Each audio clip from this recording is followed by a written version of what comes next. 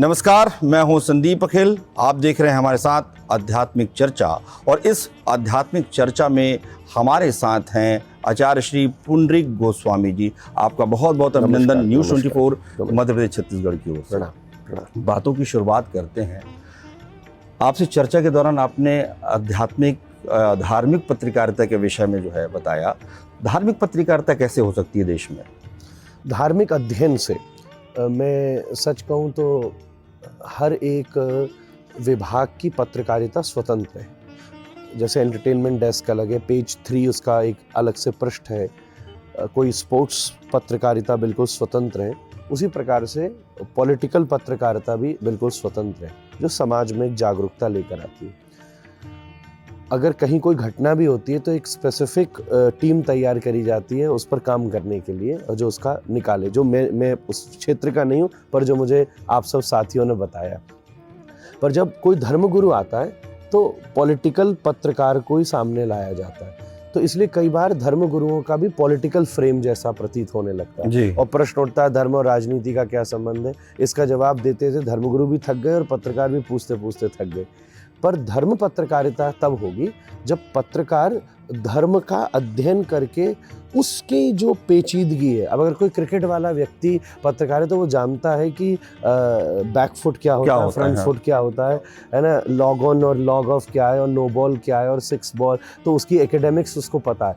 तो धर्म पत्रकार में सबसे पहले उसको उसकी एकेडमिक पता होनी चाहिए। कभी किसी ने प्रश्न नहीं किया कि राम का 14 वर्ष का ही वनवास क्यों है। बिल्कुल सही कह रहे हैं। 15 क्यों नहीं किया, 12 क्यों नहीं किया? तो ये भी तो धर्म के जागरूक प्रश्न हैं जो समाज के बीच में मौजूद है और जानना चाहिए लोगों को। हाँ, और जानना चाहिए। और पत्रकारों ने तो पूछी नहीं बात। उन्होंने वही राम मंदिर के विषय में पूछा, हिंदू राष्ट्र के, क्योंकि ये पॉलिटिकल एजेंडाज हैं धर्म के। तो धर्म के पॉलिटिकल एजेंडाज के विषय में तो पूछा, पर धर्म में जो सुदृढ़ जिज्ञासा है वो तभी आएगी जब धर्म का विधिवत अध्ययन व्यक्ति करेगा।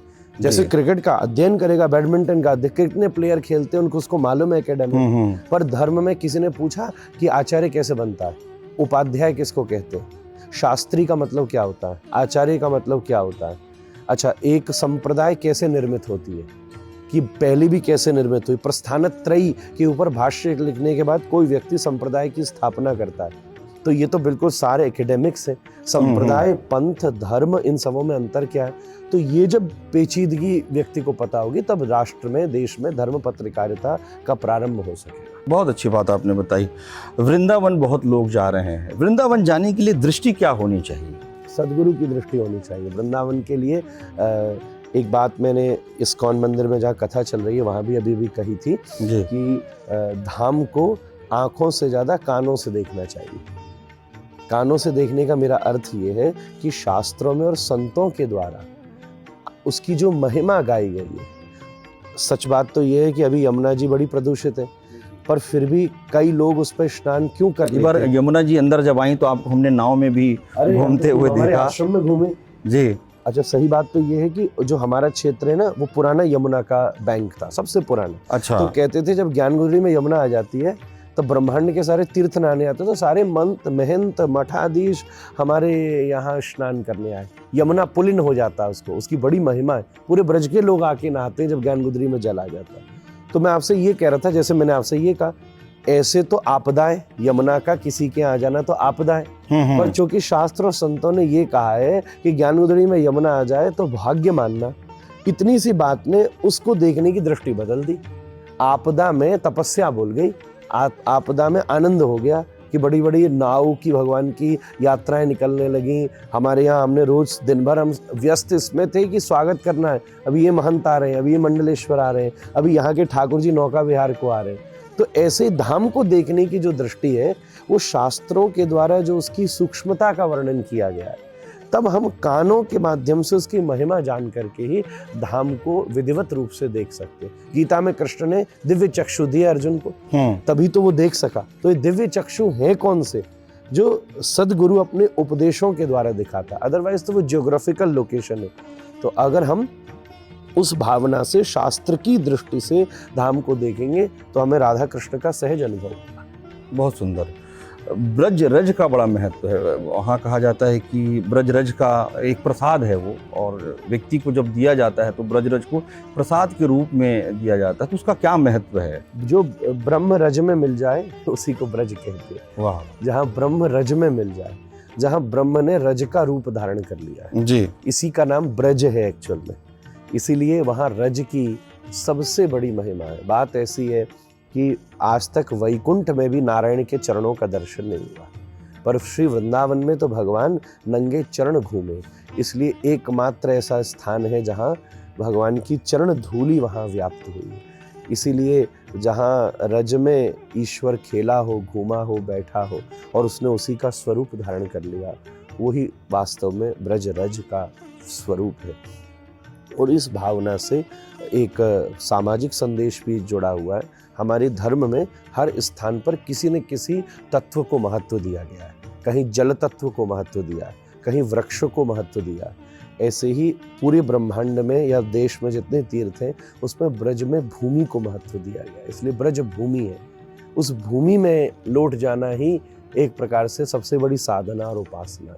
तो प्रकृति की इन सब तत्वों के साथ हमारे धर्म ने और धर्म ऋषियों ने बड़ा विचार करके व्यक्ति का संबंध बैठाया। तो हर प्रकार की अप्रोच यहाँ पर हमारे शास्त्रों की उपस्थित हो जाती है। तो मैं तो यही कहूँगा, कितने लोग हैं ब्रज रज की उपासना, उसका भजन करते, रोज उसका थोड़ा सा सेवन करते, उसको रोज तिलक के रूप में अपने मस्तक के ऊपर लगाते, क्योंकि उस रज में साक्षात श्री राधा कृष्ण ने उस रज का स्वरूप धारण कर लिया। मेरे दादाजी कहते, जैसे दो मिश्री के डेले को पास में रख करके घिसो तो मीठा मीठा चूरा गिरता है। बस ऐसे ही समझना कि जब श्री राधा कृष्ण संग में विचरण करते तो कभी अगर उनका हाथ आपस में टकरा जाता है, कभी उनका कमर, कभी उनका चरण, तो उससे जो मीठा मीठा चूरा गिरता है वही तो वृंदावन की रज है। वाह वाह, बहुत सुंदर बात जी। सेवा अपराध के बारे में आपने कई बार बताया, तो वास्तव में सेवा अपराध होता क्या है? देखिए, इस प्रकार ऐसे 32 प्रकार के सेवा अपराधों का शास्त्रों में वर्णन है जी। तो अभी इतना तो नहीं कहा जा सकता, 2-4 मैं जैसे उसमें बताऊं। भगवान की सेवा, भगवान के दर्शन, मंदिर में एक प्रकार से जो डेकोरम होना चाहिए, मेजर पॉइंट्स उसमें यही है। जैसे एक छोटा सा विषय, बहुत जगह मैंने ये देखा इसलिए मैं इसको पॉइंट आउट कर रहा हूँ। भगवान के मंदिर में हम किसी दूसरे व्यक्ति का सत्कार करें, वहाँ भगवान का प्रसाद दिया जा सकता है। जैसे कई जगह हमने देखा भगवान इधर पीठ करके खड़े हो गए और मानिए कोई नेता, अभिनेता या कोई बहुत बड़ा धर्म गुरु भी आया, तो फिर लोग उसको पटका डालने लगे, फोटो खिंचाने लगे। तो एक प्रकार से शास्त्र में इसको सेवा अपराध कहा। अच्छा, आपके लिए आप स्वागत किसी का करना चाहते हैं तो उसके लिए एक स्वतंत्र स्थान बना लीजिए, कक्ष बना लीजिए, बाहर कर लीजिए, पर श्री भगवान के सामने तो भगवान ही प्रधान होने चाहिए। तो ये एक सेवा अपराध के रूप में आ जाता है। जैसे एक छोटी सी चीज़ है, मंदिर में पाम पसार के बैठ जाना, ये भी एक सेवा अपराध की श्रेणी में आ जाता है। तीसरे नंबर की बात है स्वार्थ के लिए सेवा करना, भगवान की नहीं किसी की भी जी, ये भी सेवा अपराध में आ जाता है। तो अपराध खास 3 होते हैं, सेवा अपराध, नामापराध और वैष्णवापराध। इनकी फिर अपनी अपनी श्रेणी है। नामापराध 10 प्रकार का होता है, जैसे भगवान का नाम को ढाल बना के गलत काम करना, नामापराध है। ऐसे वैष्णव अपराध का मतलब होता है किसी साधु की व्यर्थ में स्वार्थ से निंदा करना। अच्छा ठीक है, कोई गलत है तो हम सबको बताएंगे, पर ईर्ष्या में किसी की निंदा करना वैष्णव अपराध में आता है। तो कहते हैं व्यक्ति को पाप से तो उसके निवृत्त होने के साधन है, अपराध से निवृत्त होने के साधन नहीं है। बिल्कुल, पाप में तो गंगा नहा लेगा दूर हो जाएगा, अपराध से कैसे बचेगा? इसलिए बड़े से बड़े साधु संत जो निष्पाप हैं उनको भी ये कहा जाता है कि आप अपराध से बचिएगा। वैष्णवों को, लोगों को, भक्तों को पाप तो थोड़ा मोट हो जाए तो उसके लिए तो गंगा नहा लो दूर हो जाएगा, भगवान का नाम ले लो दूर हो जाएगा। एक कृष्ण नाम में इतनी ताकत है, उतने पाप दूर कर सकता है जितने पाप करना जीव की सामर्थ्य नहीं जी। ऐसा लिखा है शास्त्रों में। बिल्कुल सही कह रहे हैं आप। संस्कारों की कमी बच्चों में बड़ी देखी जा रही है। मतलब बड़े बड़े स्कूल में बच्चे पढ़ तो रहे हैं, संसाधन से परिपूर्ण है, उसके बाद भी संस्कार की कमी है। उस दिशा में हमारे जो साधु संत हैं, आचार्य हैं, वो क्या प्रयास कर रहे हैं और क्या प्रयास होना चाहिए? पहली बात है कि बहुत अच्छी चीज़ ये है कि प्रत्येक बड़ी धार्मिक संस्था किसी न किसी शिक्षा का काम जरूर करती है। ये मैंने सार्वभौम देखा है, छोटे रूप में सही, आप भी परिचित होंगे। जी। कोई ऐसा बड़ा देश का धर्मगुरु नहीं होगा, या तो वो कोई स्कूल कॉलेज रन ना करता हो, या किसी से जॉइंट ना हो, या कहीं वो नहीं जाता हो। तो साधु संतों ने ये खूब प्रयास किया। और मैं अपनी दृष्टि में कहूँ तो वर्तमान युवक बहुत ज़्यादा अध्यात्म के प्रति अग्रसर भी हुआ है। हम पॉजिटिविटी की तरफ विचार करें तो मैं अपने चारों तरफ, मैं स्वयं युवा हूँ, हज़ारों लोगों को इस समय देखता हूँ। सोशल मीडिया में भी इस बात पर काम किया है। बहुत काम तो किया, कुछ हाँ। एक वर्ग है अवश्य जो पहले भी ऐसा ही था और अभी भी ऐसा ही है, पर बहुत एक बड़ा वर्ग है कि जो धर्म, अध्यात्म, संस्कृति के प्रति बहुत ज़्यादा जागरूक है। संस्कार किसको कहते हैं? शिक्षा उसे कहते हैं जो सिखाया जाता है, संस्कार जो बच्चा सीखता है। इसलिए दोनों चीज़ें। तो सीखते हम किससे? आसपास जिनके प्रति हम सम्मान रखते हैं उनके आचरण से, आसपास परिवार के माहौल से, समाज के माहौल से। ये सब चीज़ें मिल करके हमारे भीतर संस्कार का उदय करती हैं। तो इसीलिए अगर परिवार में सदाचार रहेगा तो अपने आप घर के बीच में संस्कार की सजगता प्राप्त हो सकती है। छोटी छोटी चीज़ों में। मैं भी गृहस्थी व्यक्ति हूँ, आधुनिक इस परिवेश में रहता हूँ। मेरे पास कोई संसाधनों की कमी नहीं, मैं आपसे क्यों झूठ कहूँ। मेरी 2-3 बालक भी हैं, पर हम सब लोग ध्यान रखते हैं कि वो कोई महात्मा आए तो चाहे कभी हमें अनुशासन भी करना पड़े, पर वो उनको अच्छी तरह प्रणाम करें, इसके प्रति हम सावधान हैं। जब सुबह उठते हैं तो स्कूल तक जाने में कौन सी भगवान का पाठ करना चाहिए ये बताते हैं। भोजन करने से पहले हमारे घर में नियम है कि भाई ये स्तुति करके ही भोजन करें। ये छोटी छोटी चीज़ें जो हम लोगों ने दिनचर्या में अपना ली। सुबह उठते ही कराग्रे वसते कहना, रात्रि में सोने से पहले एक बार भगवान का नाम कर लेना। तो हम लोगों के जीवन में ये अभ्यास भी है। आज के समय में मोबाइल का बड़ा हम उपयोग करते हैं और कई जगह जो है मोबाइल पर प्रतिबंध भी लगाया जा रहा है, क्योंकि रील्स और तमाम चीज़ें जो हैं ज़रूरी भी हैं, लेकिन उसके चलते कहीं ना कहीं हम मर्यादा जो है वो लांघ जाते हैं। तो क्या मंदिरों में मोबाइल को बैन कर देना चाहिए? मैं ऐसा समझता हूँ, मैंने खुद अच्छी वॉच पहनी है इसलिए मैं आपको मना नहीं करूँगा, पर साफ बात ये है कि कुछ डेकोरम बना लेना चाहिए। मंदिरों में जहाँ पर इसकी पूर्व से स्वीकृति है, तो जहाँ पर निषेध है, कई मंदिरों में, वृंदावन में बिहारी जी में निषेध है, वहाँ निषेध ही होना चाहिए। हमारे यहाँ कोई निषेध नहीं है। हमारा ठाकुर क्या गजब की फोटो खिंचाता है, दांत दिखाता है, हम लोग उसका श्रृंगार करते हैं, राधा रमण लाल। पूरी दुनिया में भगवान के चित्रों का सब लोग सुख लेते हैं, तो जो लोग नहीं आ पाते वो भी उसका सुख लेते हैं। पर मेरा ऐसा मानना है कि जो बनाने वाले हैं उनको भी थोड़ी सी तमीज़ आ जानी चाहिए, और एक कोई मंदिर बड़ी व्यवस्था के साथ एक डेकोरम को तैयार कर ले कि आप इस तरीके से इस साधन का प्रयोग करें। मैं जो चीज़ कह रहा हूँ थोड़ी बहुत अनप्रैक्टिकल हो सकती है, पर अगर कहीं से उसकी शुरुआत होगी तो मुझे पूरा विश्वास है कि इस चीज़ में व्यक्ति कार्यरत हो सकता है। जी, कई जगह धार्मिक स्थलों पर लोग जाते हैं और उसके बाद जब अपने अनुभव को साझा करते हैं तो ज़्यादातर ये देखा जाता है कि वो आलोचना करते हैं कि वहाँ हम गए, पुरी गए तो ऐसा हुआ, वृंदावन गए तो ऐसा हुआ। तो उनके लिए क्या कहना चाहेंगे आप? मैं ये कहूँगा कि जब आप 500 रुपये किलो का हापुस आम लाते हो, मैंने सुना है इस समय बहुत महंगा फल आता है एवोकाडो, देश का है बिल्कुल। और मैंने ये सुना कि एक बार मुझे डॉक्टर ने, किसी ने कहा 1-2 दिन आप खाइए, पर जब मैंने मंगाया तो मैंने कहा ये तो मेरी जने 2-4 गौशाला आगे पीछे करा देगा, क्योंकि 3 पीस ही 500-700 रुपये के आ रहे। पर जब वो एवोकाडो आया और जब उसको तोला गया तो ये देखा गया कि 1 किलो में 600 ग्राम तो छिलका और बीज ही था उसका। जब आप हापुस आम लाते हो 500 रुपये किलो का, तो गुठली और छिलके का वजन ही 600 ग्राम होता है, 300 ग्राम फल निकलता है। पर हम हर चीज़ का छिलका उतार के उसका फल खाते हैं। बस इतनी सी समझ रखिए, दुनिया में कहीं भी जाएं, मंदिर में जाएं, सब जगह एक छिलका होता है, फल का भी छिलका होता है। ये जो आपकी अपेक्षाओं के अनुरूप व्यवस्था नहीं थी, उस छिलके को उतार कर जो अंदर का पल्प है, जो भगवान जगन्नाथ के दर्शन है, जो गंगा का स्नान है, उसका आनंद लेकर के आइए, तो आपको खूब आनंद की अनुभूति होगी। नहीं तो अगर आलोचना करने जाना है तो फिर आपने मनी वेस्ट किया, आपको नहीं जाना चाहिए। आधुनिकता के साथ धर्म को कैसे लेकर चला जा सकता है, क्योंकि युवा पीढ़ी में बहुत बदलाव आया है, सोच में बदलाव। आप युवा पीढ़ी का प्रतिनिधित्व करते हैं तो किस तरीके से, क्योंकि ये देखा जाता है कि कोई ऐसे फिल्मी कार्यक्रम रहे वहाँ भीड़ बहुत रहती है, धर्म या कथा के कार्यक्रम में, आध्यात्मिक कार्यक्रमों में युवाओं की भीड़ कैसे आ सकती है और किस तरीके से प्रयास किए जाने चाहिए? देखिए, धर्म हमारा अत्यधिक आधुनिक है, एक्सट्रीमली रेलेवेंट है। हर क्रम में को हमने पूरी दुनिया के भविष्य का विचार करके किया। इसलिए अब आप आधुनिक से आधुनिक जीवन होने के बाद भी एक पहली बात तो ये समझनी पड़ेगी, आधुनिक शब्द का मतलब क्या होता है। आधुनिक शब्द का मतलब क्या ये तो नहीं है कि भारत ने अमेरिका को रोल मॉडल बना दिया और वो अमेरिका बनने की क्रिया में है, क्या इसको आधुनिकता कहा जाएगा? मेरे ख्याल से वर्तमान नॉर्मल सोच लगभग कहीं हद तक यही है। या दूसरी चीज़ ये है कि जैसी दुनिया चल रही है हम उस हिसाब से चलना शुरू करें, जैसे सब चल रहे हैं, शायद इसको भी आधुनिकता कहते होंगे। पर मैं आपको एक बात निवेदन करूं, मैं इस धोती इस कुर्ता में कोई इसको पुरातन भी समझ सकता है, पर अगर आज मैं घूमूं पूरी दुनिया में इसी परिवेश में तो किसी को उसकी बल्कि आकर्षण और होता है, इसके प्रति बड़ा सब लोग सम्मान रखते हैं। हमारा धर्म हर क्रम में बड़ा आधुनिक है साइंटिफिक दृष्टि से। जब कोई आदमी जब अर्ली मेंस आग पैदा कर रहे थे ना कंटेम्प्रेरी हिस्ट्री में, तब ये देश रामायण लिख के पुष्पक विमान से राम को वापस लेकर आ रहा था अयोध्या में। बिल्कुल। तो यहाँ की आधुनिकता का तो मैं आपको क्या वर्णन करूं, जितना धर्म हमारा आधुनिक है। बिल्कुल बिल्कुल। आज अगर फेसबुक और एप्पल का मालिक ये कहता है कि मैंने भारत में इसकी प्रेरणा ली, तो आप इससे बड़ा और क्या इस हमारे धर्म का प्रभाव।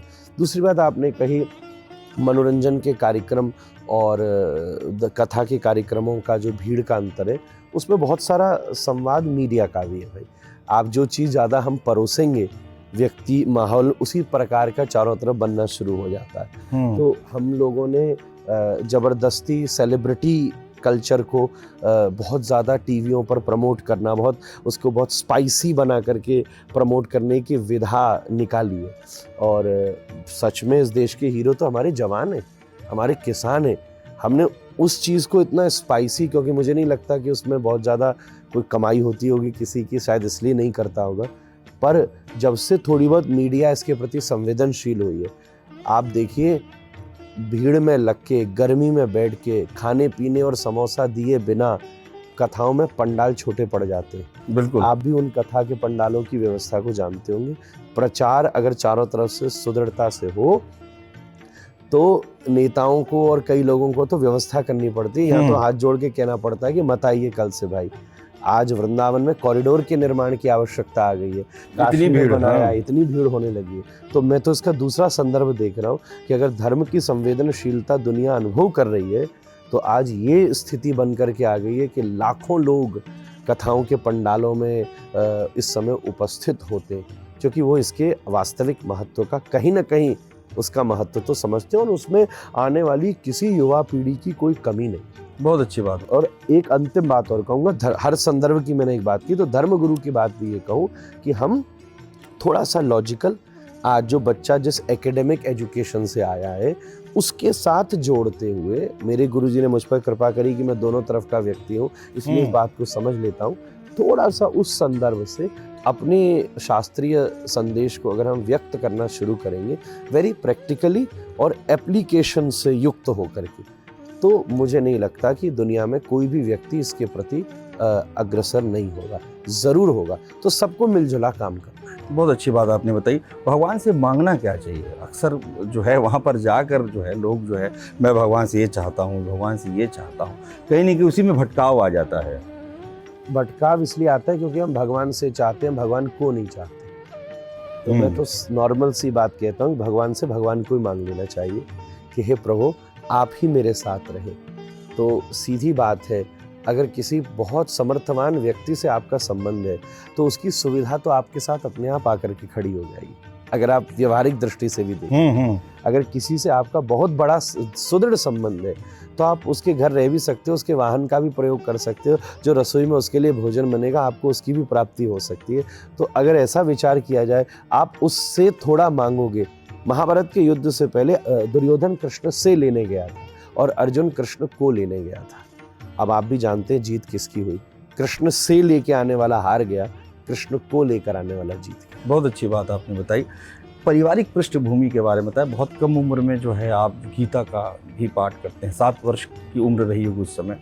उसके बाद जीवन में बहुत सारे बदलाव आपके आए, क्योंकि आप दिल्ली से पढ़े, उसके बाद विदेश भी आप जाना चाहते थे, लेकिन एक घटना के चलते आप इस दिशा में आगे बढ़े। कहाँ आप अब जब यहाँ पर हैं तो आपको क्या लगता है कि आप किस दिशा में, उस दिशा में जो है ज़्यादा अच्छा लगता था कि अभी जहाँ हैं आप वहाँ आपको आनंद की अनुभूति होती है? वहाँ भी इस दिशा के लिए गया था। मैं जब अच्छा। बाहर भी पढ़ने गया तो 3 वर्ष मेरा ऑक्सफोर्ड का कोर्स था, और मेरी पिताश्री के जाने की वजह से मैं 8 महीने वहाँ पढ़ा, जा चुका था मैं वहाँ। फिर मैं वापस आया, मेरे दादाजी का स्वास्थ्य विपरीत हो गया, इसलिए मैं दोबारा न जा सका। फिर मैंने एक डिस्टेंस लर्निंग का कोर्स विदेश से किया, पर वो एक उसका इतना कोई महत्व नहीं है, पर जी। एक भरपाई सी कर ली थी।